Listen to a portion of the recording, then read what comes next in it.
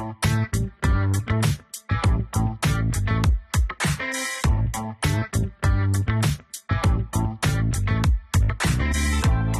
to Running on Ice, the coolest community in freight. I'm your host, Mary O'Connell, bringing you the latest tech updates, warehouse news, and everything happening in the cold chain world. Not only is there the coolest show on freight, but there's also Running on Ice, a newsletter that could not be colder. You can subscribe to that on freightwaves.com/runningonIce. Today, we welcome back Royce Neubauer, the founder and CEO of SFL Companies. Welcome back to the show, Royce. Happy to be back. I am excited to get into this one. This is something that I think you have, well, obviously you have firsthand experience doing it, creating a brokerage out of nothing. And that is, kind of building a strong network of reefer carriers. And that's something that a lot of shippers, might struggle with, or even a lot of brokers might struggle with, because it's not just you need to have a reefer. They also, reefer drivers, as we've talked about before, kind of need that extra training a little bit that on pulping the product and making sure that, things are the right temperature and that their trailer is cooled before they get to the shipper. So what kind of criteria do you guys emphasize and really look for when you're selecting a strong reefer carrier for temperature controlled shipments? Yeah, first and foremost, all of our carriers go through a pretty extensive vetting system. I think we're as robust as anybody in the industry. So, obviously their DOT safety ratings have to be in place. We're monitoring the TIA watchdog to make sure there's no, bad people out there that we're letting into our system, our ecosystem. But as far as the actual equipment is concerned, that has gotten much easier to monitor. Over the years, it was very difficult because we had no technology to really understand the age of the equipment. We were trusting the carrier to be honest with us. Back in the day when there were still spring-loaded trailers, making sure that they were air ride, things of that nature, right? Today, we could actually monitor the carrier by their VIN numbers that are registered with the DOT. So we have a technology that will scan the VIN numbers of the equipment that particular carrier has registered, and we can see the age of the trailers, the age of the refrigeration units, the age of the tractors, things of that nature. So our system kind of monitors that digitally to make sure that we're not loading equipment that is 20, 25 years old that can't hold temperatures at the temp that we need it at. At the same time, we've been doing this for a while, right? So when you're treating carriers right and you're paying them a fair wage and they're coming through for you year after year after year, you understand that they're able to replenish their equipment, they're able to do the right maintenance on their equipment, and they're educating their drivers correctly. When we're onboarding new carriers, that's always a concern. So anytime we're onboarding a new carrier, we're pretty cautious about what we're loading on that truck. We're not going to throw brand new carrier on a load of guacamole pulp that's worth $140,000. We'll probably start them out on a load of potatoes or something that's a little easier to manage until we get some more familiarity with that carrier and a trust factor. But building, that relationship is key.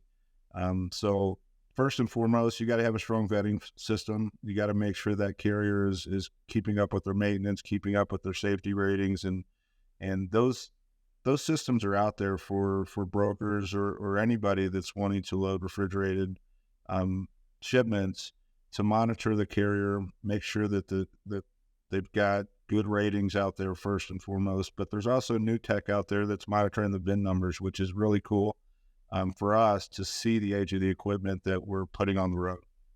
That has to be a lot easier than, sitting there and asking them, hey, can I have pictures of your trailer? And that's the only other way that I can really think of verifying what the equipment might look like. We've done it. There have been times, there really have been, but the worst part is when you send a trailer in and they've told you it's in great shape and the shipper sends you pictures and it looks like it just got out of the junkyard. That's not a good feeling. But that's where that trust factor has to come into play. If a carrier isn't being honest about what they have, then we're going to eliminate them from the system from day one. So we have a grading system as well. The better carriers do, the higher grades they do, and the better shipments they're going to get from us. I like that you also have like that gateway load of like just start with potatoes or something that's like a very low barrier to entry. Because like you said, you don't want to trust an unknown quantity on something that's very expensive. That's a pretty high risk and pretty big mess up if something were to happen. 100%. And that's the biggest thing. I mean, we're trying to protect the carrier there too, right? So if they're not used to loading some of these commodities that are considered high value, then let's not put them there. You know, it's they've got to be comfortable with what they're doing and what their driver is capable of. And we do have extra parameters in place for our high value shipments where we've got to see pictures of pulp temps. We've got to see pictures of reefer set temps from the shipper and the carrier.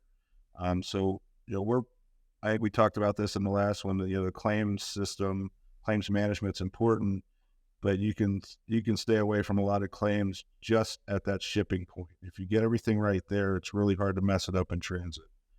So you know, when we're onboarding new carriers or when we're considering selecting refrigerated carriers, you know, we kind of go through some baseline questions to make sure they know what they're doing, make sure that they understand how we operate. We kind of have a checklist that we make sure they check off in our carrier setup packets so they understand how we want them to operate while working with us.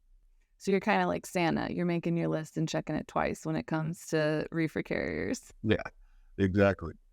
So speaking of reefer carriers, how do you go find a good reefer carrier? So like if you're sitting there and you're like, oh, I have this new customer, I need to get some carriers that are based out of, the location that this customer is based out of. Like, what's the best way that you found to go find these carriers? Is it just kind of like Google reefer carriers, Minot, North Dakota, or is there kind of a more sophisticated way to do it through like digital freight matching or anything like that? Yeah, it's getting easier. I would honestly say, you know, our system alone, you know, we track um, every carrier that's called into us from a load board or from a posting that we may have had out there. We're putting in that, hey, this MC number was calling in on this route, and this is the rate that they considered.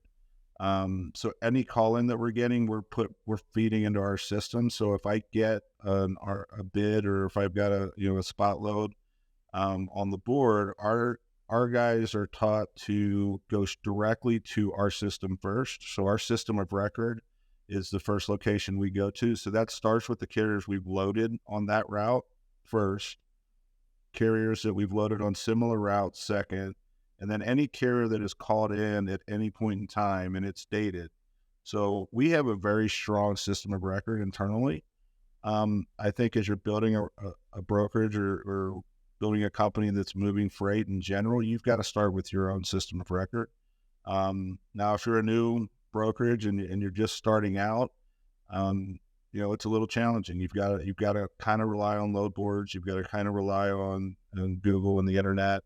You can get into, tracking carriers. I'm going to age myself a little bit, but when I started, we had like a book that showed DOT numbers in Wisconsin, and I'm trying to load trucks in Wisconsin. We're just calling through the book, right? So it's a little easier today, but you can, tap into, the FMCSA and find carriers that are in certain markets and just start calling out on the carrier.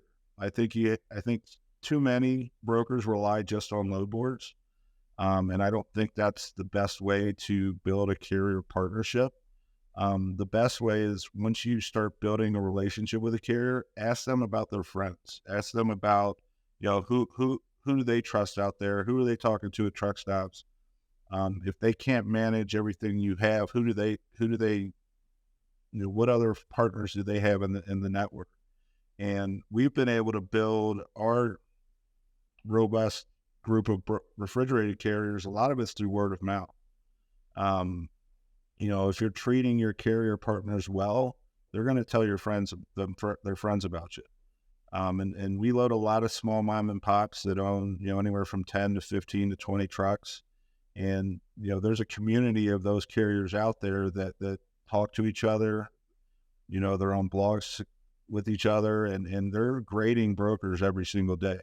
So if you're not treating those people with respect and treating those people fairly, it's going to be tough to build that network. But if you're paying them a fair wage and being honest and upfront with them on loading times and how long it's going to get loaded and paying them detention when they deserve it and being fair on the claims management, you can build out a pretty strong carrier base just through your own system of record, through word of mouth, and not having to live on load boards.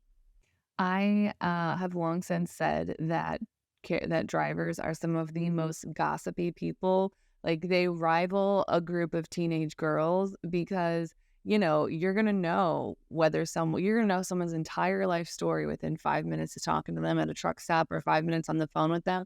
You're gonna know their entire life story, why they've got beef with another carrier or why they've got beef with another driver. You're gonna know all of it. And the same goes for, when drivers talk to other drivers, they're going to know everything about your freight brokerage and whether it's good or not. Because if I see something on a load board and I don't really know anything about that broker or that shipper, I'm just going to probably ask one of the drivers I might be next to at a truck stop, and they're going to tell me the good and the bad, but the bad will come out so much faster than the good will, because if you catch someone on a bad day, you could just be like, hey man, how's it going? They'll be like, never work with these people. And that can just spread like crazy. Whereas, good stuff takes a little bit harder, takes a little bit more time to spread, but don't worry, drivers will still gossip about it. 100%. And honestly, you're right. The bad spreads much quicker than the good, but the good does spread, and they will talk about it, and they will let their friends know that, hey, you might want to start calling these guys. They've got great opportunities for us, and they treat us well. You might want to give them a chance. I absolutely love that because, it's one of those things where you just want to know what you're getting into. We've talked about this before. You just want to know the expectations of when you're going into something. And so if you already know that these people will more often than not treat you nicely, and yeah, things will come up, but they'll be honest and transparent with you. That means more often than not, when something does come up and something does go wrong, I'm going to trust them to go back to them, that they're not going to screw me over. 100%. So the one thing that I think is very interesting for reefer carriers and trying to like kind of help a shipper plan their network and optimize their routes is, reefer carriers, you have that additional issue of if you drop something off at one shipper 20 minutes away that maybe has to be at 40 degrees, and then you have to go to another shipper 20 minutes away that your trailer has to be at 35 degrees. It takes time for that trailer to come down in temperature, because obviously you have to show up to that shipper with the correct temperature on your trailer. How does that kind of factor into some of that route optimization planning or like cutting down empty miles?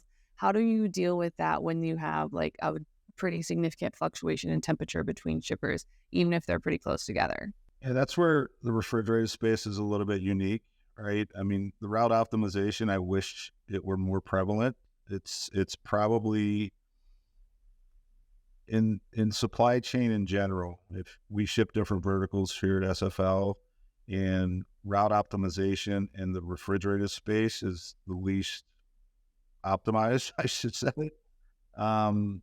Because there's only so many places and so many manufacturers and distribution centers and processors around the country, and they're sparsed out, right? So the spacing isn't always great.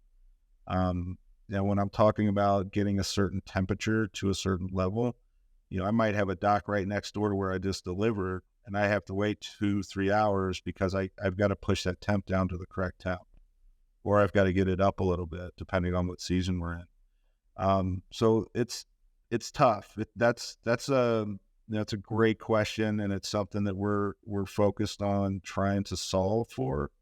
But at the end of the day, you've got to protect the product first. So if I'm a refrigerated carrier and I just dropped off a dry load, which happens all the time, and my reefer hasn't been running, and I've got to pick up in 2 hours, and I've got to get my temp to 35 degrees, and I'm in California this time of year, it's going to take several hours. So we just hope the carriers are honest with us and let us know that, hey, I know you got me set for this appointment time, but I can't get my temp down till 4 hours after that.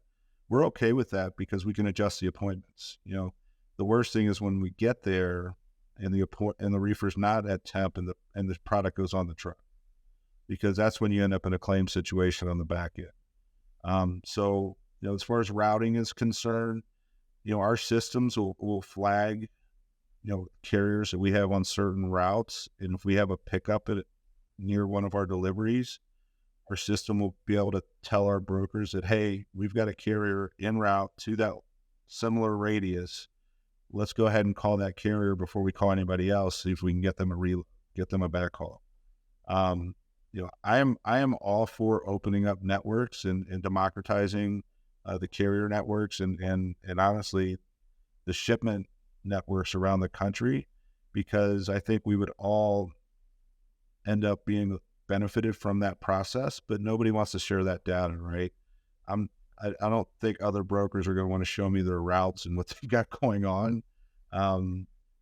It's one of those things, though, that it would be better for the carriers, it would be better for the shippers, and it would probably push some of the bad players in the market, whether they be brokers, carriers, or shippers, away, because people are going to be more efficient and they're going to want to work with the top of the top, right? And route optimization is key. Filling out, maximizing trailer space is key. That's another key factor that I think we really need to focus on moving forward. You have retailers that are only loading certain amounts of quantities. They don't want to have products sitting on their shelves like they used to. So you're seeing fewer and fewer trucks be fully maximized. How do we fill out that trailer fully when I've got a load from one retailer filling up 2/3 of it, and I've got three pallets of organics going to another retailer that I would love to throw in the same truck, but I don't know that those two are side by side because we haven't opened those channels, right? So these are big key factors that we've been focusing on for 20 plus years. And until people really start communicating and sharing data, it's going to be really tough to crack that egg. I feel like that makes it even more complicated because in dry van, you can load, if you have 5 pallet spaces left on a truck, it's pretty easy. You can find something around there. But with refrigerated freight, you have to first find something that is 5 pallets that you can stick on there. But it also has to be at the same temperature. And also, if it's food, you can't risk any kind of cross-contamination, whether it's poultry or meat and veggies and whatever. I feel like that adds another layer of complexity that makes it much harder to fill up those trailers and makes it kind of, like you said, almost impossible to ensure that every load is a full truckload. It makes it very difficult. But there are certain shippers that are shipping the exact same commodity to 5 different retailers that are within a 50-mile radius of each other, right? And they're all shipping 2 pallets. So instead of sending in 5 trucks grabbing 2 pallets, I could send in 1 truck, fill out that truck, and go to those retailers. But we're not sharing that information because retailer A doesn't want retailer B to know what's on their truck, and retailer C doesn't want retailer A or B or C to know what's on their truck. So there's just no cross collaboration between them. And I get it. It's competition but at the same time, they would all benefit from sharing that data together because it's going to cost a lot less to ship their goods because they're not paying for the full truck. At the same time, there's a green effect to that. It's fewer trucks on the road. It puts more trucks into the marketplace because there's less shipments, which drives down cost as well.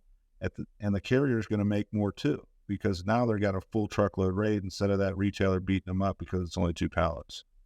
Absolutely. I think that is something that in a perfect world, all retailers would share information and everyone have access to each other's back hauls and head hauls and everything like that. But unfortunately, I don't think we'll get to a world like that anytime soon. I don't think so either. But we're hopefully thinking that something will change, right? Hey, look, we got to have dreams, right? Yeah. So I guess when it comes to, you said that you kind of track these carriers, when it comes to measuring success and, those key performance indicators, those KPIs, what are the top 2 things that you look for in your carriers? Number 1 is honesty. Be honest about what's going on out there, good, the bad, or the ugly, right? I need to know if our brokers are being honest with you, with the carrier. I need to know if you're having a problem, whether it's a refrigeration breakdown situation or a maintenance situation where if you need a little bit more money in a shipment just to, pay for something. So honesty is key for us. We can deal with problems if we know about them. If we don't, it's hard to. Um, and then, that kind of goes in line with number two is just communicate with us. If a shipper is doing something that you don't feel comfortable about, or a receiver's doing something that you don't trust, let us know. We're here to work together with our carriers. I mean, they're actually more important to us than our customers, because without them, we don't survive. And we know that the carrier is the one that really kind of gets forgotten in this. And it's always been our goal to make sure that they're not forgotten and that they're a true partner in this process with us. And we want them to grow alongside of us and at the same pace.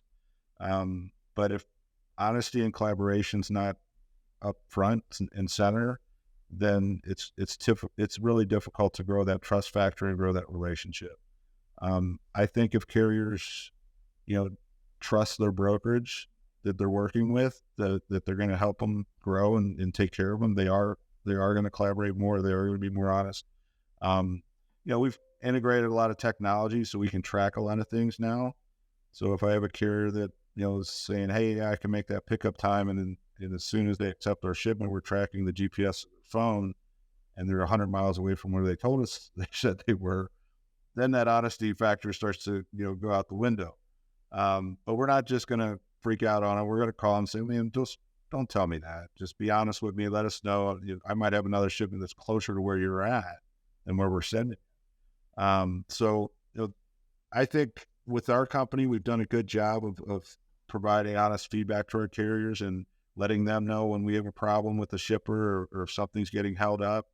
And we just ask for that same respect. And I think if everything starts and ends there, you're going to have a good chance of building strong relationships with your carrier. I feel like that's 100% accurate. You got to make sure everybody's on the same page and that everybody has each other's backs, because at the end of the day, their first knee-jerk reaction is to blame it on the carrier, and everybody just starts playing the blame game on each other. So I think knowing that it's a true partnership and no, I'm not going to get blamed, it's the good way forward. We know where you stand on a couple hot issues here. We've covered the TSA feet in an airplane. So I have another hot question for you today. Are you ready? I'm ready. Would you rather travel 100 years forward or backwards in time? Oh, backward, definitely. I'm a history geek, and what better time to be alive than the Roaring '20s, right? I mean, you bring a good point. You do bring up a good point. I, as a big fan of The Great Gatsby and that whole era, you bring up a solid point. I would just want to skip a lot after the 20s. If I could just go back for the 20s. Skip the next 25 years, right? All right. So if anyone wants to, reminisce over the 1920s, or pick your brain on any reefer carriers adding to their network, where can they find you outside the show? Yeah, they can find us at www.sflcompanies.com, or just email me directly at royce@sflcompanies.com. All right, you guys heard it here first. Royce's DMs are open, specifically for 1920s themed historical things. Thank you so much for joining us today. Thanks for having me. It was a great time. You can catch episodes of Running on Ice right here on FreightWaves TV, YouTube, or anywhere else you get your podcasts, like Apple Podcasts and Spotify. Need more Running on Ice news? No sweat. Subscribe to the newsletter on freightwaves.com/runningonIce. See you on the internet.